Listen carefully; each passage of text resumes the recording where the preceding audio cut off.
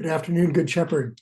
It is Wednesday, September 28th, 2022. It is the feast of Saints Paula and Eustochium of Rome, 5th century women who were big supporters of St. Jerome. Interesting stories about them, and you can look them up and find out a little bit more about them. I'm not going to spend a lot of time talking about Paula and Eustochium today. First, I want to say thank you to Anne McMahon and to the whole Stewardship team for a fabulous event on Sunday, the Sunday. And I wasn't sure if it was Sunday about ice cream before Sunday day, or if it was Sunday day versus Sunday ice cream, but Sunday. We all had a lot of fun building sundaes out of different flavors of ice cream and different toppings and maraschino cherries and whipped cream. It was great. A great kickoff to our stewardship campaign. There were a lot of relationships being built in the parish hall on Sunday afternoon, and that's what we're aiming at this year, is building relationships with one another and our community. So thanks to Anne and the team for what they did to help us start thinking about that this September. Just a couple of announcements.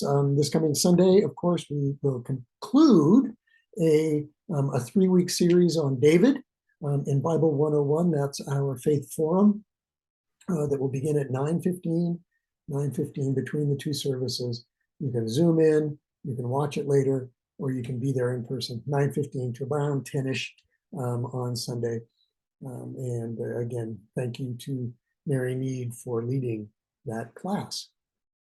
This coming Sunday at 2 in the afternoon, down at the Willow Creek Park in the southwest corner of the subdivision across the street from the church, we will do our annual blessing of the animals, 2 o'clock at the park shelter. Bring your furry friends, your feathered friends. If you've got scaly friends, bring them along. Bring along your human friends.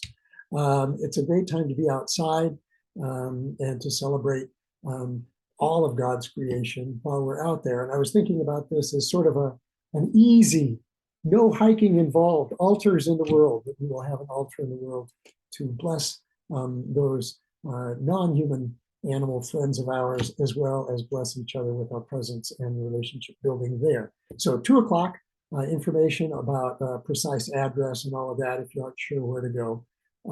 That will be in the e-news tomorrow. Going back to the Faith Forum, starting not this coming week, but next week, that would be October 9th. The 9th and the 16th, we'll have 2 sessions on pilgrimage. The first session will be just an introduction to pilgrimage in general. Why do people go on pilgrimage? What comes out of that? What kinds of pilgrimages are there? Have some general discussion on whether or not folks have ever gone on one and what that looked like, preparation, outcomes, those kinds of things. And then on October 16th, parishioners Kurt and Melissa Watson, who this last summer went on pilgrimage to the Camino de Santiago, will talk about their experience. They'll have photos and answer questions and talk about what that meant to them. So 2 sessions on pilgrimage for the middle of October. And again, that will be between 9:15 and 10-ish, 10:15 Sunday mornings. A reminder too about the 5:30 Eucharist on Tuesday afternoons. Again, on your way home from work or before a meeting, please just drop in. It's easy Eucharist, and we'll talk. The conversation will be about the different saints of the week, depending on who is the celebrant and what's going on that week. So if you wanted to know more about Paula and Eustochium, that this might have been one of those places where you would have done that, although I'm not sure that that's what Mary Mead did last night at the Tuesday Eucharist. I'm going to close just pointing out that tomorrow, the feast day in the Episcopal Church's calendar, actually this is in the Western Church's calendar, is the Feast of Saint Michael and All Angels, the Feast of Saint Michael and All Angels. And I want to read to you just the little meditation that comes out of this book, Forward Day by Day, series of meditations that little booklet you can pick up at the church.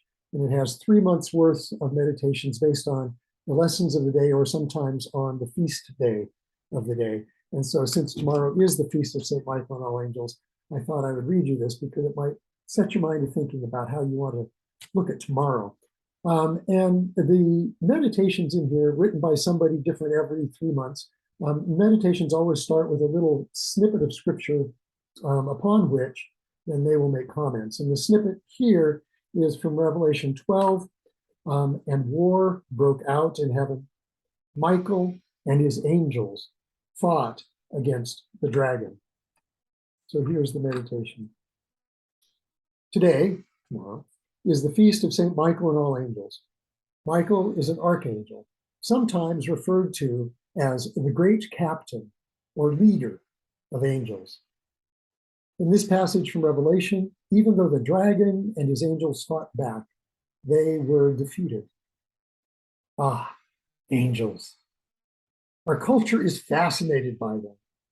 You are an angel, we sometimes say to a friend or even a stranger.